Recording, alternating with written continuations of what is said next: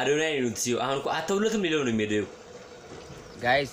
ከታደሰ ጉታ እዚህ ጋር ቆመው ምን ነበር እየሸጡ የነበሩት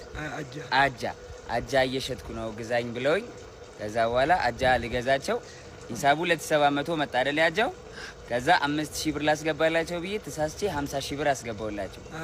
አዎ እሳቸው ደግሞ ምን አሉ የሰው ብር አልፈልግም 5000 ነው ስጄ ነገ መጥቼ እመልሳለሁ 45000 ነው አይደለ በቃ ነገ ትመጣላችሁ እሺ 5000 ነው ስለው 45000 ይልካሉ ወደኔ